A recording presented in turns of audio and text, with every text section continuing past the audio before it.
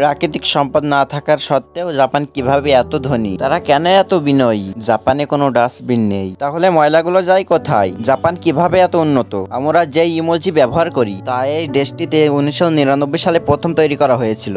Made in Japan শুনলেই মনে হয় প্রোডাক্টটি ভালো হবে। ইনস্ট্যান্ট লুডুস এসেছে এই জাপান থেকে। পৃথিবীর রবট উৎপাদনের শীর্ষ দেশ জাপান। এখানে রেস্টুরেন্ট, হসপিটাল, এমনকি হোটেলেও রবটকে কাজ করতে দেখা যায়। তেল, গ্যাস, কয়লা, লোহা, তামা, ইউরেনিয়াম ইত্যাদির তেমন মজুত না থাকার সত্ত্বেও জাপান পৃথিবীর চতুর্থ বৃহত্তম অর্থনীতিতে পরিণত হয়েছে। এশিয়া মহাদেশের সবচেয়ে আধুনিক দেশ জাপান পুরোটাই একটা দ্বীপ রাষ্ট্র। জাপানে 6852টি দ্বীপ থাকলেও এর সবগুলোতে মানুষ নেই। 430টির মতো দ্বীপে মানুষের বসবাস রয়েছে। জাপানের রাজধানী আর বৃহত্তম শহর হলো টোকিও। এই শহরে গেলে skyscraper, high speed bullet train, রোবটের ব্যবহার অহরহ দেখতে পাবেন। যদিও টোকিও ছাড়াও আরো জাপানে বেশ কিছু উন্নত প্রযুক্তি নির্ভর শহর রয়েছে, তবে এত কিছু সত্ত্বেও টোকিও বিশ্বের সবচেয়ে নিরাপদ শহরগুলোর মধ্যে একটি। শুধু টোকিওই নয়, পুরো জাপানকেই বলা হয় বিশ্বের সবচেয়ে নিরাপদ দেশগুলোর মধ্যে অন্যতম।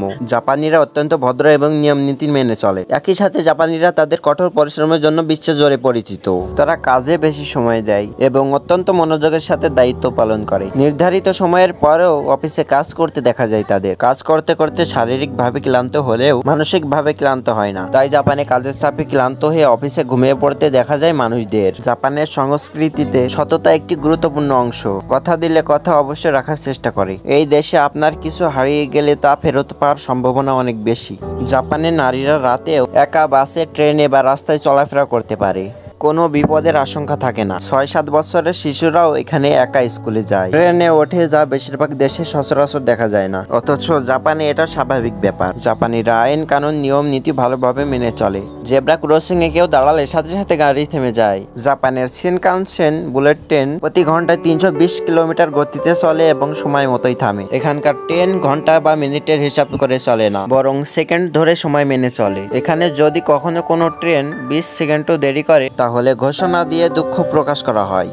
দেশের বেশিরভাগ রাস্তায় কোনো ডাস্টবিন দেখতে পাওয়া যায় না, এমনকি ময়লার ভাগড়ও চোখে পড়ে না। অথচ চারদিকে এতটাই ঝকঝকে পরিষ্কার যে রাস্তাঘাট ও পাবলিক প্লেসে সামান্য ময়লাও চোখে পড়ে না। জাপানিরা প্রায় নিজেদের আবর্জনা নিজেরাই বহন করে এবং অনেকেই নিজে নিজে রাস্তার আবর্জনা পরিষ্কার করে। এখানে রাস্তায় আবর্জনা ফেলা অভদ্রতা ও লজ্জার বিষয়। অথচ আমাদের দেশে সব জায়গায় ডাস্টবিন দিলেও রাস্তায় ময়লা পড়ে থাকতে দেখা যায়। জাপানের টয়লেটগুলো এতটাই স্মার্ট যে সেখানে গান বাজে, গরম সিট থাকে।